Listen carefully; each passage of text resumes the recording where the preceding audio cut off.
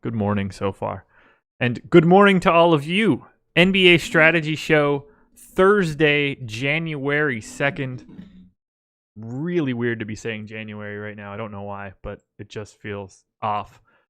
This is the NBA Strategy Show presented by Yahoo Sports. I am Josh Engelman. I am joined by Adam Scher. We've got a 9-game Thursday slate. I think this is probably the best full package slate that you and I have covered this NBA season. We've been Tuesdays and Thursdays the whole year, and most of those slates stink, but today we've got a little bit of a different one. Yeah, at least right now it seems pretty interesting too. Like a lot of decent basketball games, but like good defensive teams playing each other. So it's not a slate where, at least at this point, there's like a ton of guys that I'm really excited to talk about. But it's 9, pretty decent games. I'm super pumped. The injury questions are really the piece that's just going to make this super weird. Got to run back this Minnesota team. Golden State is broken still. Pistons broken still. Got a lot to talk about.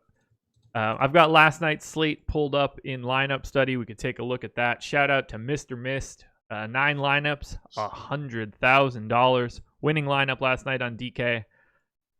Don't think there's a scenario where I could have ended up with this. So kudos to the man that's got $100K in his account. LeBron James, Avery Bradley, Kelly Oubre, Ersan Ilyasova, DeAndre Ayton, Shabazz Napier, Julius Randle, DJ Augustine. Would have taken a lot of lineups for me to get Avery Bradley, Ersan Ilyasova, and DeAndre Ayton in them. Yeah, I had Avery Bradley. I didn't have the other ones. Avery Bradley, 0.9% owned. So kudos to you for that one. Yeah, and by had, I mean I have 1.3%. Yeah, sure. I actually I global swapped one of my Avery Bradley lineups to Jalen Noel, and I started to just swap all my Avery Bradley, and then I was like, yeah, I'll keep a little bit. Yeah, it's that I wouldn't have had it. Wouldn't have had it. I certainly wouldn't have had Ersan Ilyasova, and at 5K and 19.75 fantasy points, this guy won in spite of himself. That's not even good. Yeah. Ayton, it is what it is. Like, he's just, you're not surprised that man goes for 40, but I would have had Ayton anywhere from 20 to 35 minutes last night, and I'd be like, yeah, that seems about right. Yeah, I would have had Ayton if I knew that they were gonna try and counter Davis and McGee by playing Ayton alongside Baines. Yeah, that one's just, it happens. But kudos to Mr. Mist. Highest scoring player on the slate last night, LeBron James, 73.75. Giannis got to 64. Next closest guy was Julius Randle at 48.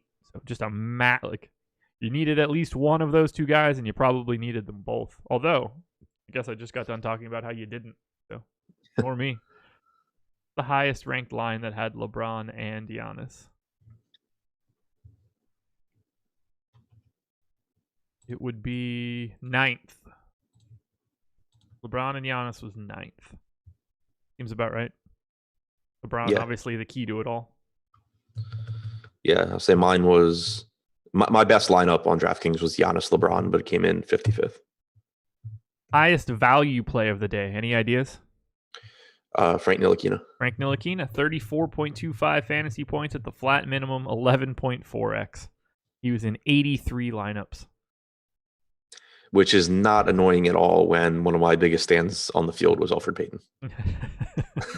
DJ Augustine also, big time smash, 46.75 fantasy points, 10.4x at 24% ownership.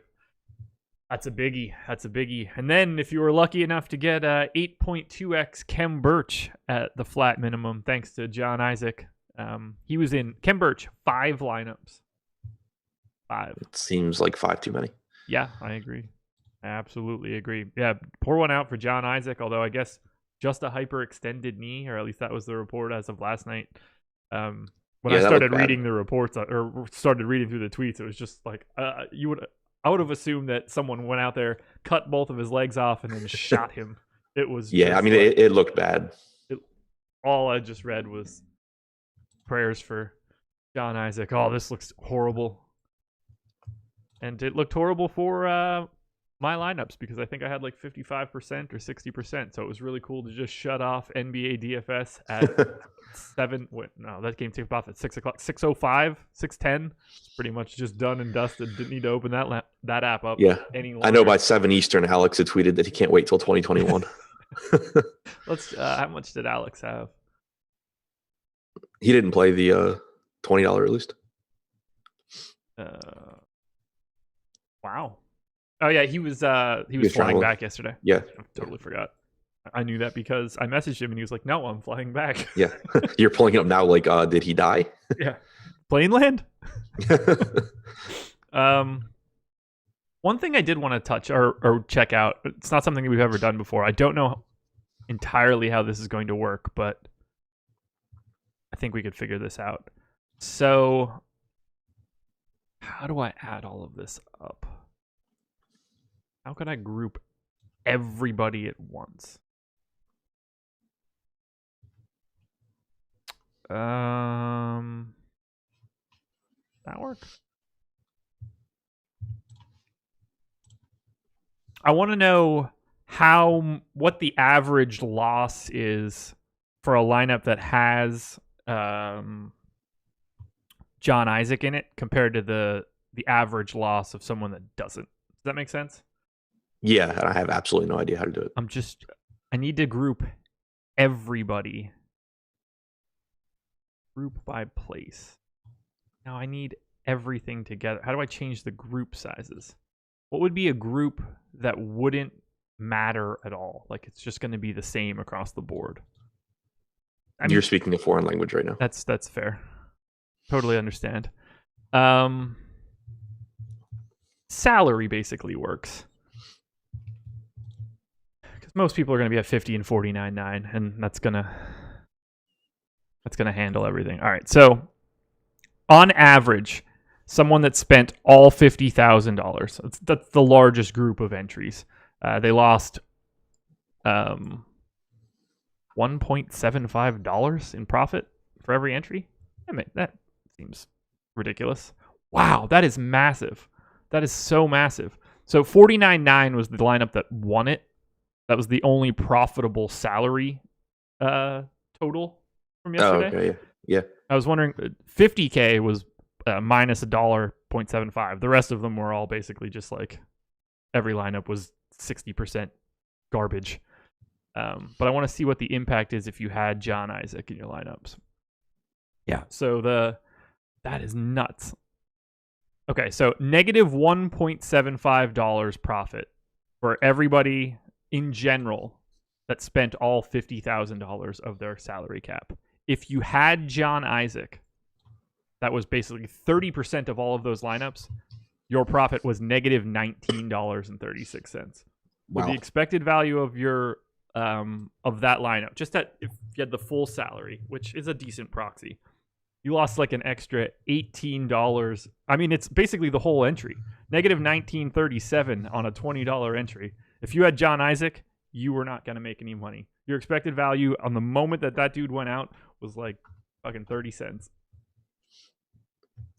I mean, it makes perfect sense. You have essentially no chance to win a contest like that. Right. And if you're not winning the contest, you're probably not winning any money. But I think that's really interesting to see just how big of an impact it has for a mid-tier salary guy to go out early. You are dead in the water immediately. Yeah, no question. Never really thought about it from like an actual data perspective. And when I was sitting here, I was like, oh, I wonder how dead I really was. And it turns out very dead. Full on. Happy to get back what I did, I guess. Alrighty, let's get into it now.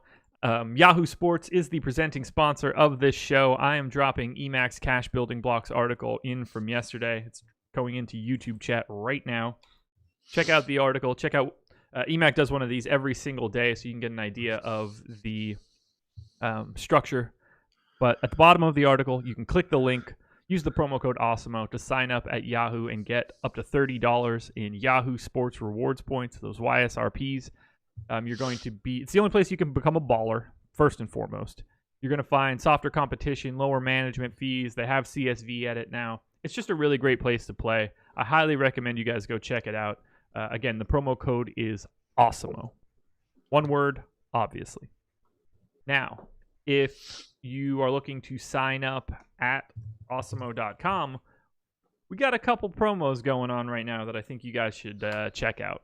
I'm going to pull up the tweets now so everybody can see it. The pinned tweet at awesemo_com.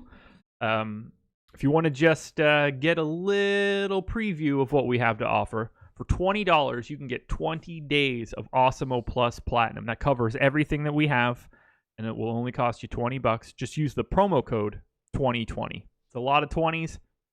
Should be able to screw that one up. Should be easy enough. Don't spell out 20. That'll be wrong. That one won't work. 2020. That's the promo code. $20 for 20 days of Awesemo Plus Platinum. Or if you're looking to dive in pretty aggressively, use the promo code New Year. One big word, NEWYEAR. You can get 20% off your first year of Awesemo Plus Platinum. Yearly package, that's $200 off. It's a massive discount. We very rarely do anything that big on our annual packages, so I'd highly recommend you check it out. If you've been with us before and you like what you're seeing, this is the perfect promo for you. Use the promo code New Year, one big word. Whew, 9 games. And luckily for us, not that I'm trying to sit here for 4 hours for us to do this, but we don't have a time constraint. We don't have an NFL show stopping us at 11 o'clock. So we get into it. We have a time constraint. I can't talk to you for that long. That's fair. That's what I mean. I'm just saying, if we get to Clippers Pistons and it's 10:55, we got some time. We don't have to worry about it too much. We can go on an old school marathon show. I mean, when we first started doing these during the merger, I felt like we were going for like 2.5 hours on some of them. Yeah, I remember that. The good old days, man. The good old days. Just think, a couple more months, we'll be talking an hour and a half about baseball every single day. Ugh. Don't like it. But what I do like, well, I don't like this either. Cleveland Cavaliers, Charlotte Hornets. 106.5 implied total for the Cavs. 104.5 for the Hornets. Shout out to the Cavs for being favored today. Didn't see that one coming. Let's see if we have ownership as of yet. We do not. So we could still dive in anyway. And I don't think we're going to be talking about too much ownership for this game. We'll start on the Cleveland side. I have 2 guys. So I added my quote-unquote rankings so that I could eyeball this a little bit easier. So I have ranks for each position on FanDuel. For DraftKings, I'm just treating it like everybody's just in the same group. Positions no longer matter on DraftKings. Or at least they barely do. Kevin Love looks okay. Looks like someone I would have a little bit of on FanDuel. He is $8K on DraftKings. That is a massive price tag. And on the other end, your boy, $4,200 Kevin Porter on DK, looking like a mild value. Do you want to do anything with Cleveland? I think Porter's, I think Cleveland's actually pretty interesting. I think Porter's kind of interesting. You mentioned him off the bench. He's still cheap. He's $4,200. He's not getting ownership because he's a bench player on Cleveland normally. Charlotte's not good defensively. The minutes for Porter, he can get up to 28. I still expect like 24 normally, but the usage goes up a little bit without Clarkson. The appealing guys, though, are the starters for me. Like Kevin Love's been playing bigger minutes. He only played 30 last game, but that was a game that he lost 4 or 5 minutes to the blowout. He'd been getting 30 plus minutes. It's a favorable matchup against the Charlotte front court. Same goes for Tristan Thompson. The Hornets have been one of the worst teams at protecting the paint this year. I think it's 87 or 88% of Tristan Thompson's points come in the paint. And then Colin Sexton's minutes have gone up a bit since Clarkson's trade. So I actually think Cleveland's an interesting team here. Wow. Yeah, I don't. As of right now, the only guy that I would have on FanDuel would be Kevin Love, and the only guy that I would have on DraftKings would be Kevin Porter. Yeah, and part of it too is that, like I had said at the top, having already talked through this whole slate with Dan last night, I know there's not a whole lot of guys I love on this slate. So on slates like that, I'm more willing to roster guys on the Cavaliers. Kevin Love, $29 on Yahoo. Tristan Thompson, $20. Those are probably like the 2 best prices of anything across all 4 sites, or at least close to it. I would like to get more here. 106.5 implied total against a team with a defense as bad as Charlotte's is really telling about how the quality of the offense for Cleveland. Yeah. Because these two teams are both terrible defensively, and they are still projected to have 2 of like the 5 lowest implied totals of the slate. That says something.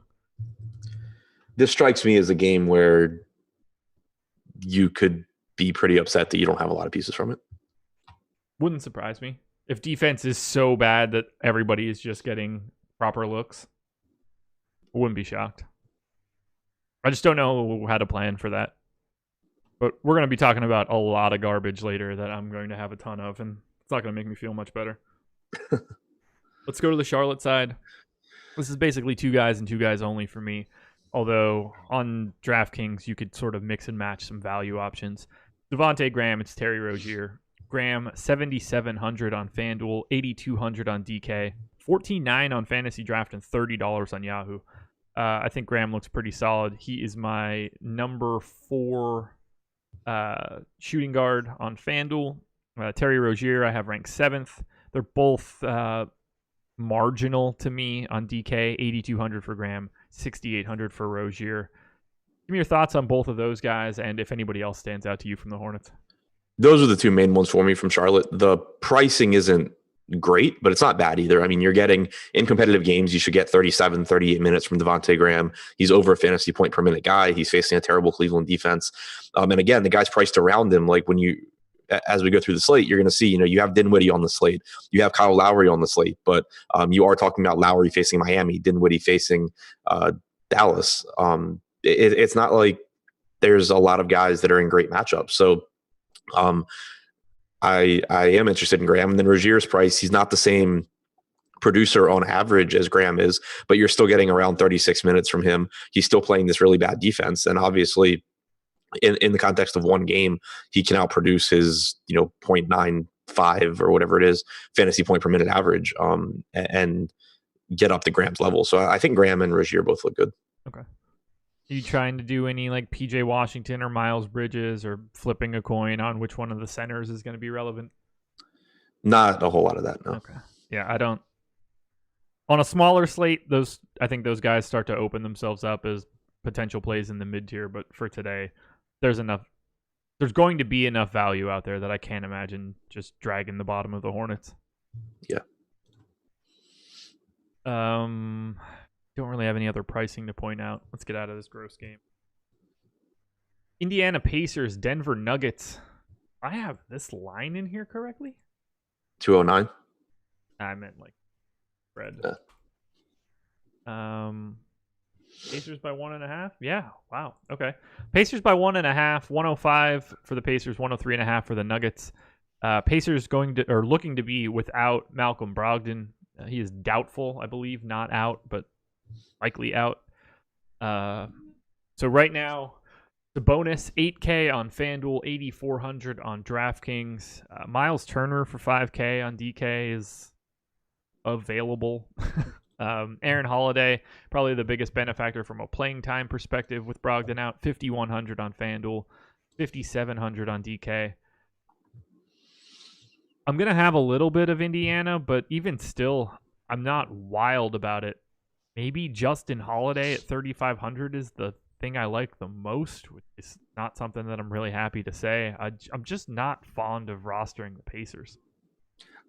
I mean, this game sucks from a pace standpoint. Both teams are competent defensively. I do think that Brogdon being out is obviously important. The thing is, though, Brogdon was out recently for a couple of games, so Aaron Holiday's price has come up a bit. He's still a reasonable option, should get around 30 minutes, but it's not like he's drastically underpriced, especially in what should be a very slow game. Sabonis is a perfectly fine option. He doesn't get a huge bump from Brogdon being out, but it certainly doesn't hurt. Miles Turner, I think, is underpriced at 5K on DraftKings, but you're still talking about, even with Brogdon out, the third or fourth option offensively. So yeah, it's a pretty ugly game, I think. It really is. I have Aaron Holiday 27th overall on DK. That feels about right. This game is just not good. I would like Brogdon to be healthy, and like I would like to watch this game just because I think both teams are not like fun to watch, but good. But from a DFS perspective, I'm gonna have a really hard time. Sabonis is my number 6 power forward.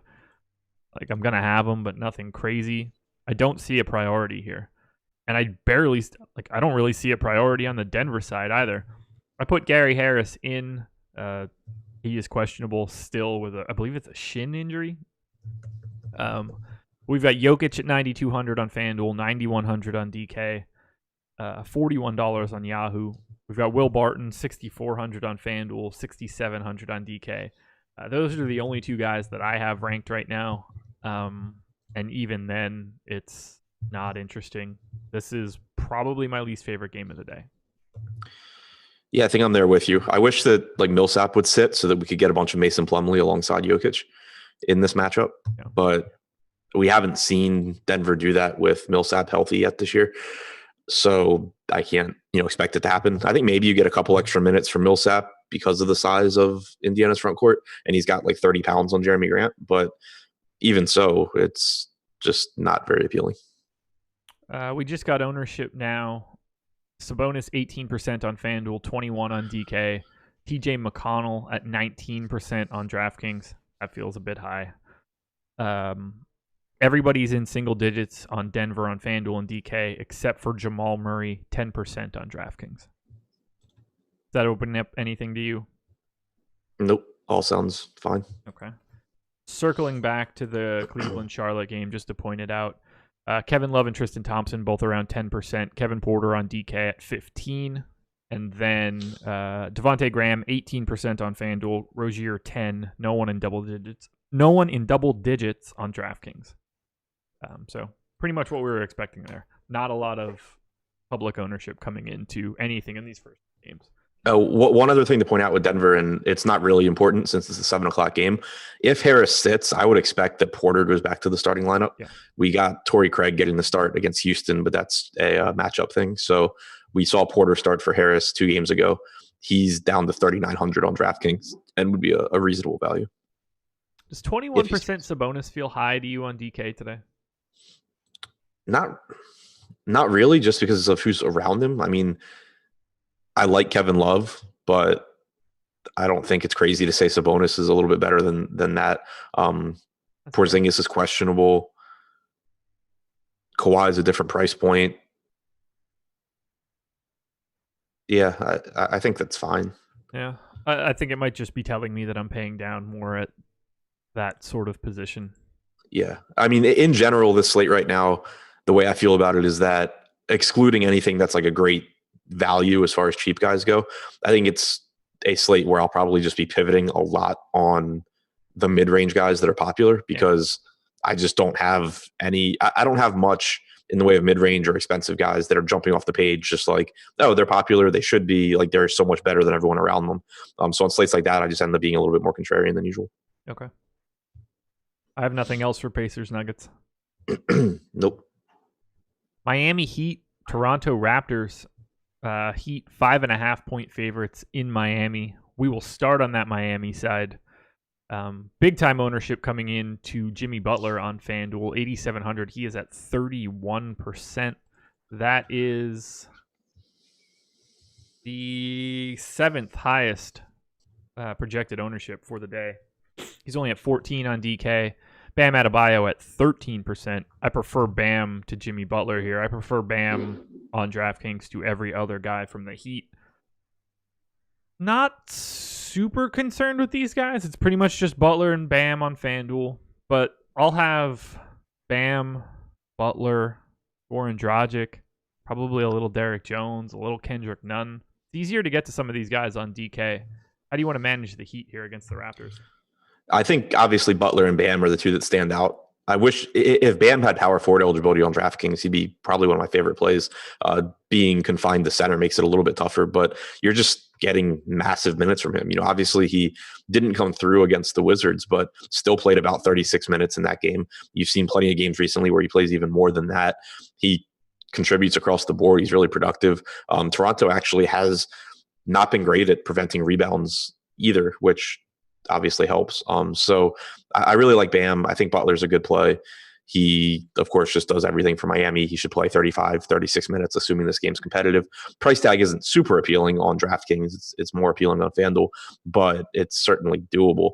Beyond that, I do think that this is a team where they're just an example of the advantage you get if you're playing 150 lineups compared to like 2, because you know that you're going to get around 90 minutes or 100 minutes from Dragic, Nunn, and Hero. Yeah. It's just a matter of exactly how that breaks down. And I guess Duncan Robinson should be mixed in there too. But like last game you got, I think it was 22 or 23 minutes from Dragic, but in most games he's playing 29 or 30. In that game you got like 34 from Nunn, but in a lot of games he's playing 28 to 30. Kind of the same fluctuations for Hero. So they're all cheap, especially Nunn and Hero at sub 5K on DraftKings. They give you upside in tournaments. It's just that their minutes have a really wide range of outcomes. Have you finally removed Kelly Olynyk from the rotation? I have him at 4 minutes. I've been giving him like, I think 6 or something. Yeah. Crazy. They tried to play him against the Wizards. He just immediately picked up 3 fouls in 2 minutes. Oh my God. Yeah, he played 2.6 minutes on Monday. Yeah. Chris Silva also got 2. Although, Olynyk is 3 games out of playing 17, so he's going to show up in the next week. Positive of it. Just don't know when. At least this game's not in Toronto. Yeah, for real. Speaking of Toronto. Oh, God. 7,800 for Kyle Lowry on FanDuel, 8,200 on DraftKings. No one on the Raptors is in double digits in ownership. I'm still looking to go to Kyle Lowry, Fred VanVleet, and at least a little bit of Serge Ibaka on FanDuel. Not entirely sure what they're going to do with the starting lineup, but for right now, I'm guessing it doesn't matter to me all that much. I'm curious to get your thoughts, but what do you want to do with Lowry and VanVleet, who are basically going unowned? Yeah, if they're not going to be owned, I'm sure I'll end up overweight on them again for like the 100th time, and it'll probably kill me again for like the 100th time. But it's not like it's a good matchup against Miami, but there's not a lot of good matchups today. And Lowry leads the league in minutes played. VanVleet, last I checked, was 7th. So you're just getting monster minutes from these guys. Obviously, their opportunities go up without Pascal Siakam. Since his injury 7 games ago, Lowry has a 26.2% usage rate. VanVleet's at 28.3%. The opportunities are there. They're playing huge minutes. The price tags are still reasonable. So I do really like both of those guys. Yeah, you and me both. Lowry, my number 3 point guard. Fred VanVleet right now, my number 6 shooting guard. I'm going to just get a bunch of these dudes. I see no reason not to. Sometimes you just have to bet on minutes. Kyle Lowry, is this a showcase for Kyle Lowry to Miami? Sure. I don't know. Those are things I think about. Those are things that I think about. I don't know. It's not out of the realm of possibility. Be an interesting upgrade from Goran Dragic. That's all I'll say. What do you want to do with the rest of these dudes from the Raptors? Like, let's say we find out that Rondae Hollis-Jefferson is starting again, or let's say that OG Anunoby back in the starting lineup. Are there any moves that they can make that change the way you want to handle the other guys from Toronto? If Hollis-Jefferson starts at 4,500 on DraftKings, I would get to him. I mean, I would have him projected for like 23 or 24 DraftKings points, which on this slate would be fine. Yeah, I mean, I certainly don't love any of it. If OG starts, he's cheap enough. You could take a shot too, but they're definitely behind Lowry and VanVleet for me, no matter who starts. I'm not interested in McCall, obviously. So, yeah, I'm thinking it doesn't matter all that much unless it's RHJ. Right. Or, I mean, if somehow it was Boucher, obviously. Sure. But, yeah. That one, it didn't cross my mind. Well, yeah, but... Yeah. But yes, it also didn't cross my mind that they were sending OG to the bench last game instead of McCall. So, by the way, man, you killed me 2 nights ago. So I sign off of Live Before Lock. We're going to pick up sushi. I get in the car. We are a quarter of the way down the road. Phone vibrates. I look down, and you're just like, "Well, looks like that RHJ is going to go really well for you." Like Terrence Davis is already at the scores table. That's all I see, and I was like, Fuck me, man. What a terrible way to ring in the new year. So I didn't check it until I got there. I went in, grabbed the sushi, came back, and then you had already messaged back like, "Oh no, it's for McCall." And I was Yeah, McCall got like right before I turned the game on, McCall got hurt. And so I missed that part. I turned the game on and like literally a minute and 20 seconds in, Terrence Davis is walking to the scorer's table. I'm just like, was this just like a random spot start and they're just sending Hollis Jefferson right back to the bench? Like, because I assumed he was subbing in for like rotation wise, he'd be coming in for like Van Vliet or McCall. Right. But I was just like, I thought it was like a normal rotation. I didn't realize McCall got hurt. I was just like, what are they doing? This can't be good for the guy Justin started in the starting lineup. I almost yanked the wheel dead left into the oncoming traffic, man. I was like, I don't need this right away. Oh, it was bad, but ultimately, yeah. And that's that slate was right in the middle of that stretch too, of just like day after day of like massive injuries. Yeah. Come on, man. Well, ultimately yesterday I got bit by the Isaac one, so basically the same thing. And it never mattered because RHJ was irrelevant. I don't have anything else for Heat and Raptors. Me neither. Ready. We're going to slowly get into some games that have a lot. Are we? Yeah. I mean, the game after this one is going to be a lot. Not that it's positive. Chicago Bulls, Utah Jazz. Little surprised on the line here. Jazz are only 3.5 point favorites in Chicago, but whatever. Chris Dunn, 10% owned on DraftKings, is the only guy in double digits. He is also the only guy that I have ranked on FanDuel or DK from the Bulls. I essentially have no interest in Chicago outside of a little bit of Chris Dunn at 4,700. This is just a very unappealing spot, at least to me. Yeah, it is. I'm interested in Levine at 7,700 too, though. I get it. 35, 36 minutes. Utah's a good defensive team, but they're not, the best or anything. I just think that the opportunities Levine has in that many minutes are somewhat appealing. I can't argue with you. I just know that I'm not going to be there. I don't want to have as much Chris Dunn as I'm expecting to get now, though. So are you concerned he played 19 minutes against the Bucks? I don't think so. I think that's just a function of playing the Bucks, if that makes sense. Yeah, I mean, I think I'll put him in for 30. Right, like I didn't make any changes based on that. The game was basically over midway through the third.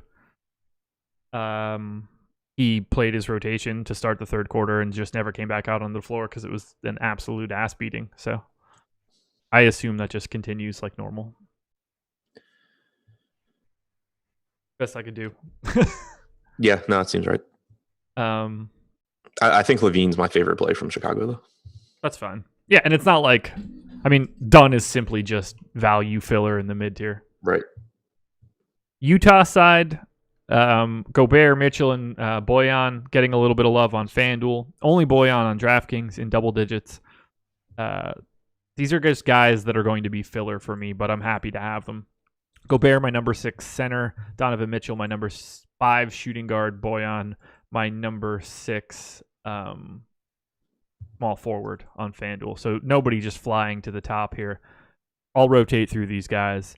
They're probably a little over-owned for me given the 9-game slate, but it's a good spot-ish, I guess, for Utah. It's just a 107 implied total is not terrible spot for Utah. You're right. I don't know why I'm speaking like that. Because we think Chicago should be a lot worse defensively than they are. Yeah. They're actually better from a fantasy defense perspective than Utah has been over the past 15 games. Yeah. They over the last month, I don't know what I'm saying there. Jesus Christ. Chicago's second in defensive rating over the last month, but it's kind of crazier. Like if you actually look at the numbers too, like the Bucks are first at 99.3. Chicago's second at 101.3, and then third is Brooklyn at 104.2. So a pretty big gap even between second and third for Chicago. I knew that I was saying that for a reason, and I wanted to bring it up. So on the Dunked On podcast, Nate Duncan and Danny LaRue actually started talking about the Bulls' recent rise in defensive rating. a lot of it is based on positive shooting luck. Teams are shooting really poorly on like open look threes and stuff against them.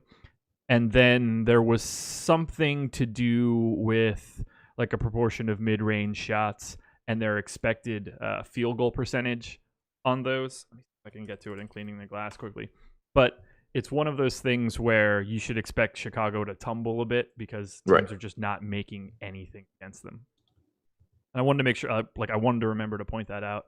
Yeah, that makes sense. Because I remembered us talking about him or about the Bulls like taking a step forward, and don't think that is the case right now. I know they have expected field goal percentage somewhere. Okay, yeah, there it is. So let's say, I don't know, we'll start beginning of December.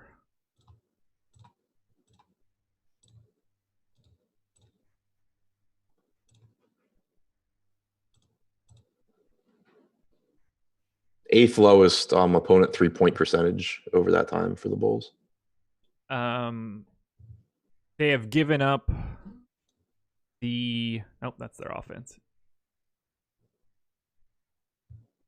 Yeah, okay, there it is. So they've allowed a 50.8 effective field goal percentage over the past month. That is 5th in the league. Their location-based expected field goal percentage, what they would expect teams to shoot if they took those same shots, dead last, 54%. So the biggest gap between expected and actual over that stretch. Just something to keep in mind. Knew I wanted to point something. I knew I wasn't crazy when I said I just hadn't explained any part of that yet. Favorite Jazz guy? I feel like we're kind of glossing over them, but they're kind of easy to gloss over. Yeah, I think Mitchell, just because he's 8,100, he's in that same price range as Lowry and Dinwiddie, which is where I think he should be. 2% owned right now. That seems low. Still getting minutes with the second unit. Those minutes aren't quite as valuable now that Jordan Clarkson's there as they were before when Jordan Clarkson was not there. But still, should play 35, 36 minutes. Overall, since Conley's original injury at the beginning of the month, Mitchell has a 32.8% usage rate. He's averaged 1.12 DraftKings points per minute. So I think he looks good. I think, Gobert and Bogdanovich and Ingles and depending on the price on Clarkson on your site, they're all fine too. But Mitchell's the guy that I think I like the most. Perfect. 15,000 for Mitchell on Fantasy Draft. It's probably his best price on any site. Yeah, that's a really favorable price. All righty. You ready to get into some really grossness? Yeah. The Minnesota Timberwolves, 2.5-point favorites at home against the Golden State Warriors. Let's just start generically speaking. Do you have Teague, Wiggins, or Cat in? No. Okay, neither do I. If you were going to be putting anybody in, is there anyone you think is on the fence? I'm just assuming that none of their guys play because they suck and they have no incentive to win games and they're hurt. So I don't know. Fair enough. Well, Wiggins is out with an illness, so I don't know what the hell's up with him. Yeah, that's true. But either way, I don't have those guys in either. I do have Noah Vonleh in as of right now. Who the hell knows? Yeah, I just have everybody out that's been out. Okay. I put Travion Graham and Noah Vonleh in since they were sort of like late news yesterday instead of just out the whole day. Right. But fuck if I know. Robert Covington in double digits into the 20s. Jarrett Culver in the 20s on FanDuel, 12% on DraftKings. Shabazz Napier, 17% owned on FanDuel, 9% on DK. If all of this holds the way that it is right now, Shabazz Napier is my favorite point guard on FanDuel. Gorgeous Dong at 6,400 is viable for me on FanDuel. Robert Covington is my number 3 small forward. I think he's a small forward. Power forward. Power forward. And then Jarrett Culver, once again, just 4,300 on FanDuel. Really difficult to get away from that price tag, given this team's current injuries. What in the world do you want to do with Minnesota today? Because now they're playing the Warriors, and the Warriors stink too. Yeah, I feel totally different about them today than I did yesterday, obviously. They're not in the worst spot imaginable going at Milwaukee at really, really high ownership. So I'm more than happy to get to them here. I'm sure the ownership will be there, but on this slate, I mean, they have the highest total out of any team we've talked about so far. They have the third, fourth highest total on the entire slate. So totally different spot, I think, than yesterday. It's a spot where I'm happy to eat ownership compared to yesterday, where I thought fading them was like the easiest thing in the world. So Napier's price tag really didn't move. He's averaged about a fantasy point per minute without Towns, Teague, or Wiggins on the floor. About a 29% usage rate. So he looks really good. He's like a top point guard for me on either site. Covington looks good. Culver looks better on FanDuel than DraftKings, but fine on either site. Deng should play around 30 minutes. So yeah, I really like Minnesota today, whereas I hated them yesterday. It's going to be really uncomfortable to have as much of this game as about to happen. It's just the worst part is going to be when Travion Graham and Noah Vonleh get ruled out, and I have even more of these idiots.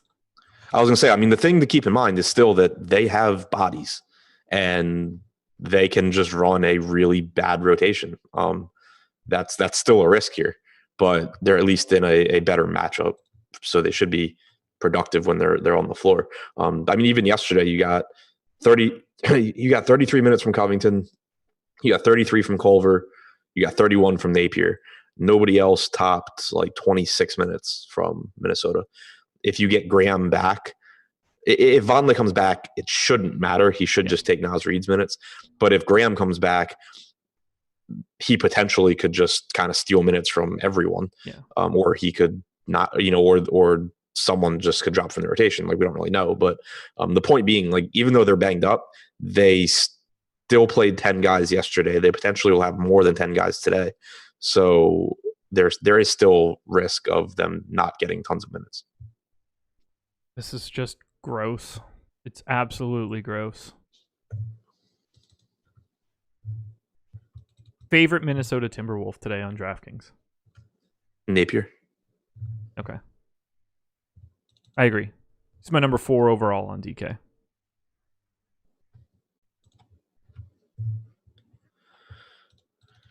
Culver for 4,300, man. FanDuel just refuses to move this guy's price. FanDuel thinks he's as bad as I do. That's fair. That's fair. Although, we agree. It's a great price for him on FanDuel. Yeah, no question. I just think he's terrible. Okay. At basketball. Yeah. Probably not a great pick from Minnesota. Now we're going to basically do the exact same thing we just did for Minnesota for the Golden State Warriors. Warriors going to be without everybody of value. D'Angelo Russell out. Willie Cauley-Stein out. Kevon Looney out. Obviously, the rest of the guys that have a heartbeat out. I have 5 guys highly ranked on FanDuel. Alec Burks, Marquise Chris, Damian Lee, Glenn Robinson, Draymond Green. Everybody but Glenn Robinson. Looking pretty good on DK as well. I had a dream Robinson went for 73 DraftKings points, so factor that in. You dream about the weirdest dudes. I probably dream about like way more guys. Oh God, I probably dream about way more basketball. Tell me more, man. Tell me more. Tell me more. Tell me more. Probably have more dreams about like DFS performances than I remember. It's just the ones with like Garrett Temple and Glenn Robinson scoring 70 points that stand out. Oh God, I can't wait to pull the audio on that. I just hate that you caught yourself. Phenomenal. All right, so let's just talk about it in general. What stands out to you most from the Warriors? Obviously, Glenn Marquise Robinson. Chris. Yeah, Marquise Chris still looks like really good value. Played 30 minutes last game. Obviously has the opportunity to do that again with Looney and Cauley-Stein out. He fouls at a high rate, so there is risk there. Obviously, that risk goes up if Karl-Anthony Towns were to come back, which I really am not expecting. But I think that he looks like a good value. I think that Burks looks like a good value. Price tag's up on DraftKings, but still should get 30 plus minutes. We got 33 in regulation from him last game without Russell or Curry on the floor. He's a fantasy point per minute guy. It's a good matchup. So I think him and Chris look the best to me. Beyond that, how many minutes? I have Chris third overall on DraftKings right now, so I'm with you there. Yeah. Only 18 minutes for Eric Paschall last game. He's 3,500, but it just doesn't seem based on anything recently that they're looking to give him anywhere close to the minutes he was getting earlier in the year. So that's disappointing. But yeah, I think it's Chris, Burks. Green obviously is fine. He's still affordable, but Burks and Chris look the best to me. Chris and Burks are third and sixth for me on DK, so we are on the same page there. Damian Lee popping up a lot for me too. Just dude plays a ton of minutes. 39.5 on Tuesday.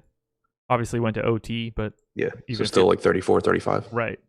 33.5 the game before that, 36. I fully expect him to have him in for 34 again tonight. So he's another guy that I'm going to be getting quite a bit of, although 6,600 for Damian Lee on DraftKings is not comfortable to stomach. Yeah. That's one thing I wanted to look at. So he had that game where he had 15. Yeah, his rebounding numbers have been really good. 7, 7, 15, 8, 12, 7. The reason I wanted to look at that, the reason I thought it was interesting was, normally it's pretty easy to write it off as, he's just getting a bunch of rebounds over a short period. But I happened to be watching a part of that game where he had the 15 rebounds. And it reminded me of, I'm not sure if you remember, but it was, I guess, a couple of years ago when Josh Hart was having all those crazy good rebounding games for the Lakers. Yeah. And it's just because it was by design. Like the Lakers were just boxing out, letting Josh Hart grab every single rebound. That's what it was looking like in that game where he had 15. So I do think it's interesting that since then he's gone for 8, 12, and 7. Some people might call that the Russell Westbrook experience. Yeah. That is a good point. Something to think about for sure. Oh, God. At least we don't have to worry about... Well, I mean, I wish that it was going to be like Kai Bowman Chalk Night again, just to make things easier. But no luck there. You expecting the same starting lineup for the Warriors, or are you just going to assume that it could be anything? I'm expecting the same one. Okay. But, I mean, it was the one we got was the one I was expecting last time, so confirmation bias and everything, I'm not changing. Are you expecting this to be the game you have the most exposure to? Yes. God, that's not going to be fun. No, not at all. I told you we were going to be talking about a lot of stuff here, man. This is a big one. It's a real big one for me. So Damian, it's interesting. If you look at Damian Lee's numbers this season without Russell and Curry, he's got like a 9% rebounding percentage. But if you just ignore who's on the floor and just look over the last month, he's at 12.6%. Okay. Yeah, like, I don't know what to make of it entirely. For the season, he's at 11%. But yeah, it kind of seems like it's by design. Okay. Yeah, I have my number 1 shooting guard on FanDuel, my number 1 point guard, my number 2, whatever the hell position Marquise Chris plays. I guess power forward. Yeah. My number Covington third, Culver third, Damian Lee third. I just have a lot of highly ranked guys per position across this game. So go Minnesota, go Golden State, I guess. Perfect opportunity for you guys. Please hit the like button, subscribe to the channel, hit the notification bell so you know when we go live.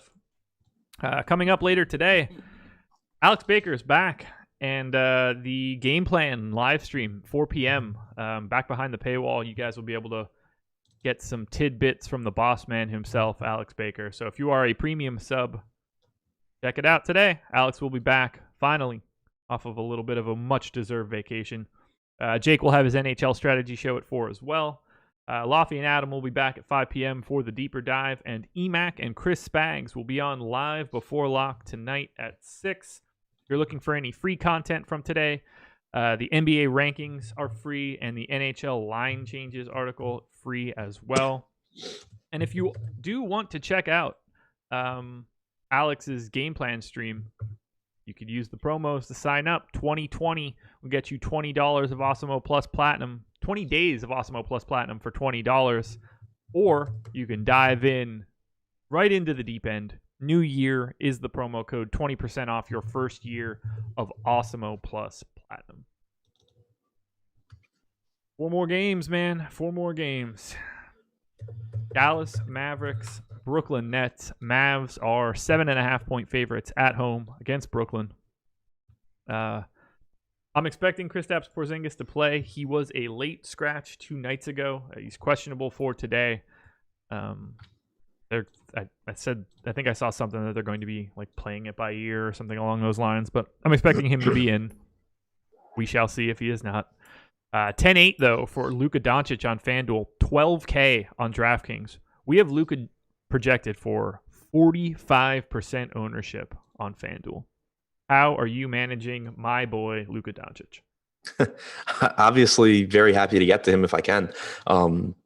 I think it's probably easier on FanDuel than DraftKings, considering that he's 12K on DraftKings and there's not a ton of really underpriced value, at least as of right now. If Kristaps is out, it's worth mentioning that Luka's rates just become absolutely insane. He's averaged 2 fantasy points per minute this season without Porzingis. His assist percentage gets up to like 52%. His rebounding percentage goes up to 20%. His usage goes up to 40%. So that is obviously big news for him, and I would get to even more of him if Porzingis is out. 45% ownership on a 9-game slate right now is crazy. Feels high. I guess it's not. I'll say it's a roster construction thing probably. Like when I look at his salary, I don't think it's a great price, but with how underpriced so many guys are on FanDuel, it's probably not that tough to get there. Yeah. Like when you're giving me Jarrett Culver for $4,300, that's a nice start. Yeah, I have Luka as my number 2 point guard behind only Napier 5K. Like it's a very different structure, but getting the two of them together is pretty easy. I don't have much interest in Porzingis. He's just sort of a guy. You could probably talk me into a little bit of DeLon Wright at 4,300 on DraftKings. He's going completely unowned. But you know who's not going unowned? Jalen Brunson. 37% on DK at 3,400 right now. Are you expecting him to get that same sort of minutes boost today? Yes, because is Hardaway out? Assuming yes. Okay, yeah, assuming he's out, I expect Brunson will start again. And yeah, I mean, he played 23 minutes. He didn't close. They closed with DeLon Wright over him. But yeah, I mean, if you're going to get like 24 minutes from Jalen Brunson at 3,400, he's a perfectly fine value. The thing you just want to keep in mind is that it's not the same Jalen Brunson, obviously, as when Luka was out, because Luka's on the floor with him. Right. Of the 23 minutes he played against Oklahoma City, all but 3 minutes and 36 seconds were with Luka on the floor. He's played overall this season 136 minutes alongside Luka, 0.68 DraftKings points per minute. So it's a good value if he starts. It's just I wouldn't want to get carried away thinking he's going to like project for 30 points or something like that. Would you have more interest in DeLon Wright simply because of the ownership, given they were willing to close with him in the last game? Yeah, I think that's an interesting pivot. The problem is on DraftKings, he's $900 more expensive. I know. It does create a bit of a chasm. Just 37% to 2 is staggering for the guy that didn't close the game. And I don't know. It's something I'm going to keep an eye on for the rest of the day. Because I have no interest in like hanging with the field on 37% owned Jalen Brunson given this scenario. I'll absolutely be under that. Yes. Like if I give him 26 minutes and his rates with Luka on the floor this year, it's like an 18-point projection. Even if I were to give him like 30 minutes, I get him like 20 points. So like he's getting to where he's a reasonable point per dollar option that opens up other stuff, but he's not looking like a great raw points play to me. Like it seems like, it is for other people. Right. I'm not entirely sure I want to be there. So I'm going to keep a close eye on that ownership. On the Brooklyn side, no one in double digits in ownership. I've got Spencer Dinwiddie as my number 6 point guard. He's 22nd overall for me on DraftKings. He would be the guy that I'd get to the most. I expect to be over that 7% number. But I'm not seeing a lot that I like from Brooklyn. Nobody else standing out, so I kind of understand why they're not owned. You looking to get to Brooklyn? Karis LeVert knocking on the door of coming back. Yeah, not a super appealing team for me. I think I'm with you on Dinwiddie that he's a pretty decent option. He's obviously just a really good producer. Jared Allen's price tag is affordable. Beyond that, I see basically nothing. Okay. Yeah, it's just not an appealing spot for Brooklyn.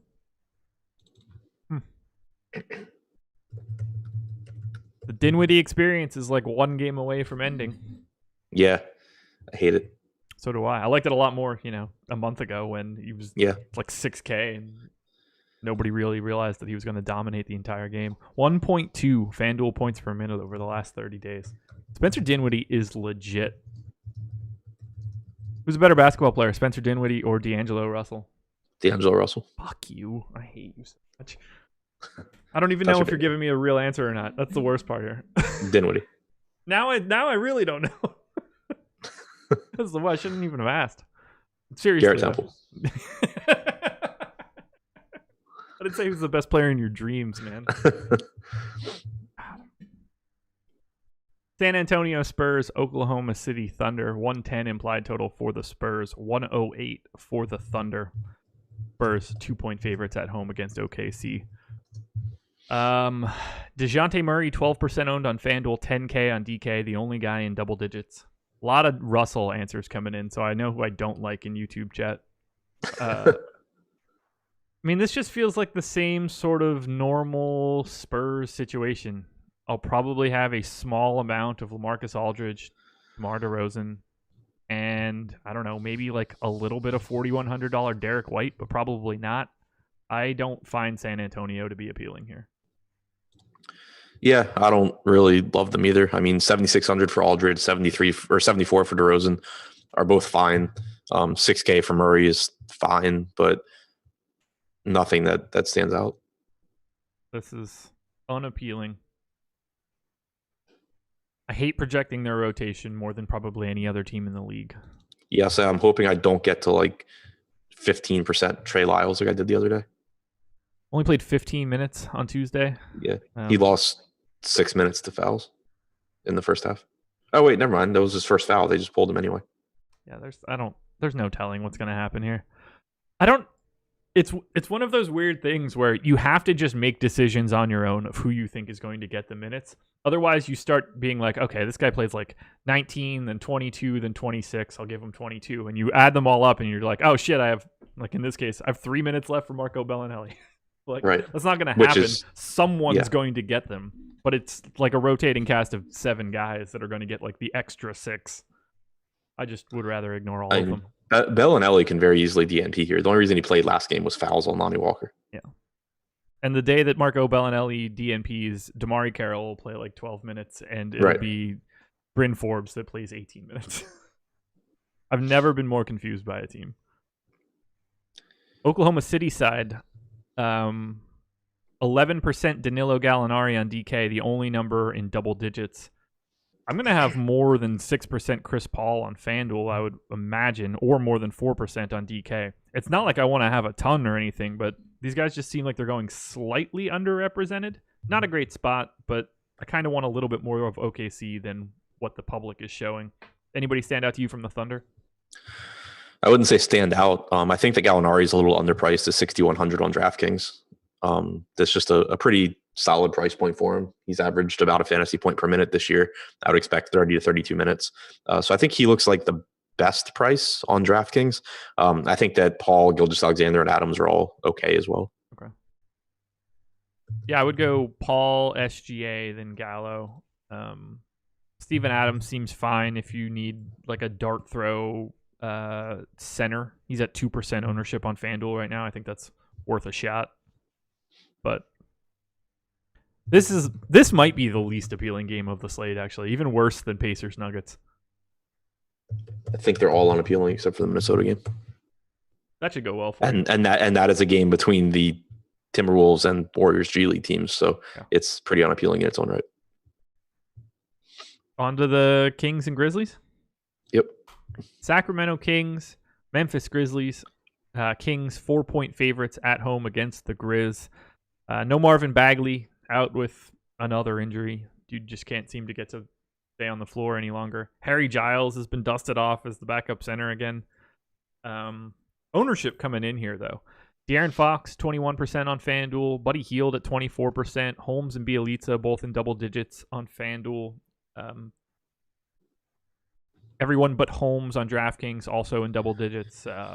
Bogdan, Harry Barnes both getting a tiny bit of love on DK. This seems like a filler game for me. Nobody stands out as someone I want to have just an absolute ton of, but I think Fox looks probably the best across both sites. You can talk me into Bielitsa now, 4,900 on FanDuel, 5,600 on DK. Minutes should be pretty secure. How do you want to handle the Kings?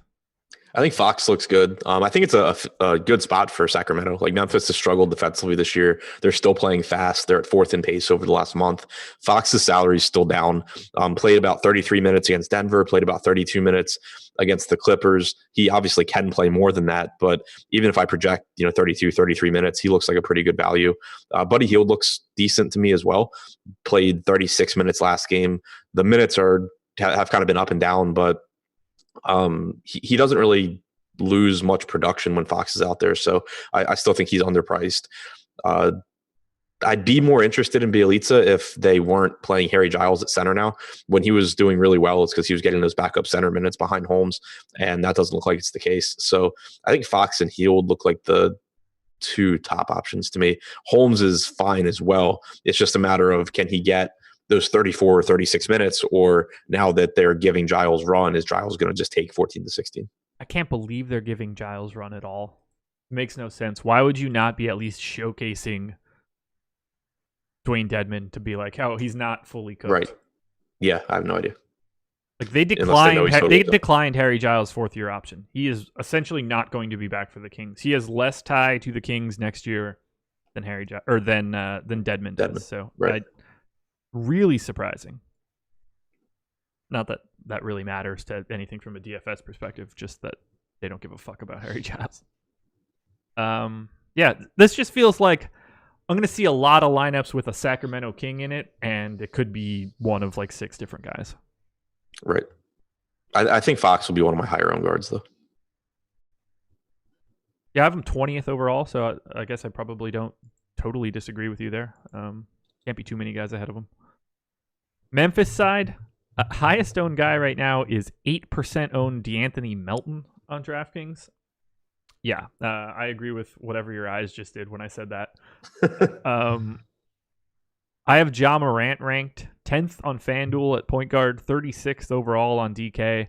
I do have DeAnthony Melton ranked. He is 54th on DK, which is probably not going to get you into a lineup.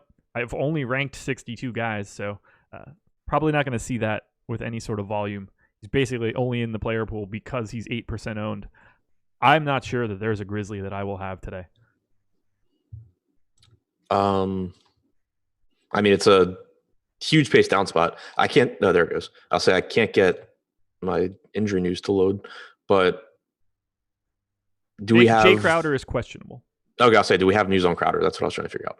Okay, so if assuming he's in, I think that. No, I mean, it doesn't make a huge difference outside of like Kyle Anderson minutes and probably Melton minutes to a little bit of an extent. But Ja Morant's price tag is solid, 6,400 on DraftKings. The usage hasn't been as high since he came back from his injury, which I think is concerning. But you should still get around 30 minutes from him. Valanciunas should play, upper 20s. Jaren Jackson should get, if he can stay out of foul trouble, 32. But overall, it's, I don't think, a very appealing team. The pricing on most of them is towards the top of where I'm comfortable with. The pace down spot sucks. They do have a decent 110 total, but I just don't really love the pricing. Yeah, it's pretty rough. They are just like a sea of burnt orange and red. So I'm going to go ahead and skip it and get to the final game where there's going to be quite a bit of ownership coming in. And some of it's pretty staggering. 117.5 implied total for the Clippers, 106 for the Pistons. This is quite the late night hammer. Kawhi Leonard, 9,500 on FanDuel, 95 on DK. Paul George is 8K on FanDuel, 8,800 on DraftKings. We have him projected for 51% ownership on FanDuel right now. Kawhi is in the 30s. They're both in the 20s on DK. Montrezl Harrell in the teens on both sites. I have Lou Williams in. We're not going to be seeing Pat Beverly tonight. Lou Will, 5,200 on FanDuel, 6,300 on DK. A lot to like here. Who do you prefer between Kawhi and Paul George, or is the price gap a bit too big? So on DraftKings, it's only $700, and I love George, but I prefer Kawhi. Okay. He's just been the better producer. George not driving a ton this year, not getting to the line a lot. Kawhi, contributes in pretty much every category. So, and in competitive games, they're both playing big minutes. So I don't think it's a situation where you're getting like 37 from George, but only 32 from Kawhi or anything like that. So I give the edge to Kawhi, but I do like both guys. Okay. I actually have George slightly ahead of Kawhi, but we're picking nits there. I'd like to have both of these guys for sure. Any thoughts on the 51% number on FanDuel? That's a monster number for a 9% slate. I get it, though. Small forward is an absolute wasteland, even more so than ever. Yeah, I mean, looking at the small forwards on FanDuel, it's pretty much like George, Culver, Burks, and then like a couple other guys that I don't hate. But those three, and especially George and Culver, just stand out as clear top plays. He's just at 8K. You've got a lot of wiggle room. Right. Yeah, like I wouldn't, not that I think it's likely, but like if I finished my FanDuel lineups and I just had George and Culver in every lineup, I wouldn't be upset. Right. Oh, and Burks. Yeah. But I was just making the point that... Sure. I mean, those three in combination for 200% of exposure would seem very, very reasonable. What do we do with Lou Will here? 5,200 on FanDuel, and he's just not popping up as much as I would have expected. Something I need to dig into because it makes me feel uncomfortable. Yeah, I was trying to see because he didn't play last game. Right. I assume he should still be closing competitive games. Especially with no Beverly. Right, yeah. He should still be getting 28, 30 minutes. I think that what did you say, 5,200 on FanDuel? Yeah, right. That's a good price point. Like, yeah, if I give him 28 minutes, he looks really good. Okay. I give him 32. The problem is that game's at 10:30. Uh-huh. It's tricky. It's really tricky. How do you feel about him at 6,300 on DraftKings? Probably won't get there. It's not that it's a bad price point, but like I think I would rather go. I'd rather find like $900 for De'Aaron Fox, for example. Okay. Anybody else you want to touch on for the Clippers? You getting? Oh, I need to get this question out of the way. Any Zubac because Andre Drummond plays for the Pistons? I think that's entirely reasonable. Sure. Like I think you could get like a 22-26 split between Zubac and Harrell, or a 24-24 split potentially. Okay. What do you have them in for right now? I'll probably go 22-26 because that's where that's where they both start to look like decent options for me on DraftKings. Okay. And obviously I'm just not playing them together. Sure.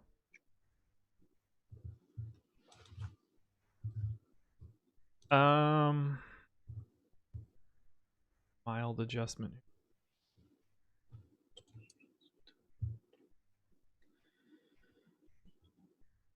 Against Utah on the 28th, Zubac played 28 minutes. Harrell didn't play. Yep, I was pulling that up now. That makes sense. Yeah. Oh, that was the late. Yeah, I remember. So it's almost like hard to read into that one. Yeah, you can't. 23 or 24 minutes against Sacramento in their last game. Was that a blowout? Because Harrell only played 24 as well. Yeah, for the full split. So I'm just curious if like it was just over at it. Well, it's weird because it was a blowout. Like the Clippers won by 18, but they closed until the last like minute of the game. It was Green, Zubac, Shamet, Kawhi, and George. Okay. So like they brought Zubac back in for Harrell at 6 minutes and 43 seconds in the fourth quarter. Left in the fourth quarter. I mean, I guess the real question is this: who do you expect to close the game if it's competitive? Right. I think a lot of that has to do with game flow. Like if Zubats is holding his own against Drummond, then I think he gets more minutes. If he's getting abused by Drummond, then they're probably just going to say, screw it, it doesn't matter, and then play Harrell. Right. And now we talk about the Pistons. Andre Drummond is 9,800 on both FanDuel and DraftKings, $46 on Yahoo. He is at 45% ownership on FanDuel, 29 on DK. He's my number one center. On FanDuel, we also have Christian Wood at 30% on both sites. We're not going to have Blake Griffin again. We're not going to have Markieff Morris again. I have Christian Wood as one of my favorite plays of the day. No surprise there. And then Bruce Brown, 4,600 on FanDuel, 4,900 on DK, around 20% ownership. Big fan of Bruce Brown as well. He's a guy that I've been getting a lot of, has not been paying me off, unfortunately. How in the world do you want to manage these Pistons today? So, yeah, I mean, I think Drummond looks good. Obviously, we were just talking about how the Clippers could have some trouble matching up there. So that's appealing. And then obviously Blake being out increases his rates. So I think Drummond's a good option. I don't think that I don't mind being under the field potentially on a 9-game slate where you're getting that kind of ownership going to a guy on a team with a 106 total facing the Clippers. Yeah. You know, like there's a lot that can go wrong, but I think that if you're just looking at, if you're just looking at projections and not doing anything else in making your lineups, he's going to look like he's a good option. What's his FanDuel salary? 41. Yeah, because he's 51 on DraftKings, which seems a little high to me. No brainer on at power forward on FanDuel. Yeah, FanDuel seems fine. Would have played about 26 minutes last game had he not picked up 2 more minutes of garbage time, but coming off the bench, his production should be higher too. Like when he plays alongside Drummond, he takes a hit. So I don't think that him potentially losing a couple minutes by not starting really matters. Bruce Brown's salary should be higher. It's worth pointing out that he is playing alongside Frazier and Rose. So it's not the same as earlier this year where he was running point and a really productive player. But anytime you can get 34 to 36 minutes from a sub 5K guy on DraftKings, it's normally pretty appealing. 0.92 FanDuel points per minute over his last 30 days. I feel like he's been garbage, and that's higher than I have him in like my model. For the season, he's played 370 minutes alongside Drummond without Blake. He's averaged 0.68 DraftKings points per minute. That is craziness. That's like, think about what that means he's doing in the opposite. Right. Oh my God, it's nuts. Any Tim Frazier for you? 3,500 on DK, 12% ownership right now. I hope not. I can't imagine he closes. Yeah, because it should be Rose. Yeah, the bigger question in the closing lineup is whether Wood is in or Svi is in. But it should be Rose, Brown, Drummond, 100%. Yeah, Rose, Brown, Drummond, Snell most likely. Given this and matchup, then one of Wood or Svi. Okay. It would really surprise me if Tim Frazier were closing this game. Which means I don't think that he can become all that viable. Alrighty, sum it up. What stands out to you most from DraftKings today? Kawhi, George, Napier, Luka looks good. Drummond, Culver, Covington, Fox. You're not going to shout out your boy, Glenn Robinson? I mean, I'm just saying that 73 DraftKings points at whatever his price is a good result. Could you imagine if he did it? It's probably not possible, right? Like, could he ever get to 73 fantasy points? I mean, I'm going to say yes, because we've seen so many games in March where some, like, Walt Lemon or something scores 65. You're still 8 short. On FanDuel, point guard, give me Shabazz Napier and Luka Doncic. Shooting guard, it's going to be Bruce Brown, Jimmy Butler, Damian Lee. Small forward, Paul George, Alec Burks, Jarrett Culver. As far as I'm concerned, those are probably the only 3 options. Power forward, It's got to be Christian Wood, Marquise Chris, Robert Covington. Gonna find it probably a little difficult given that value at the bottom to get all the way up to the top. So it's possible Bam Adebayo goes a bit under owned. 3.8% projected right now. Could be a decent way to get away from 32% owned Kawhi. And then at center, Andre Drummond and Gorgeous Dong stand out most to me, at least as of right now. Man, 9 games. We're done with 10 minutes to spare. I thought it would be crazier, but you were kind of right. Yeah, there's just a lot of like, yeah, that guy's fine. I don't have anything interesting to say. Right. Well, perfect opportunity, guys, to hit the like button if you haven't done it already. It helps us out tremendously. Please like the video, subscribe, hit the notification bell, all that jazz. Got Deeper Dive and Live Before Lock coming up later today, along with Alex's game plan stream. If you haven't signed up yet, use the promo code 2020 for 20 days of Awesemo Plus Platinum for just $20, or come in for the long haul, 1 year of Awesemo Plus Platinum for 20% off. That's a $200 savings. Highly recommend you guys check out at least one of those promos. Adam, anything else? I started to say I'd have the deep dive today, but I finally don't have to write it anymore. So no, I'll be back at 5 with, I'm guessing, Lofty. You would be correct. There we go, guys. Thank you very much for joining us. Best of luck tonight. You will not see me again today. So best of luck. I'm out of here. Later, guys.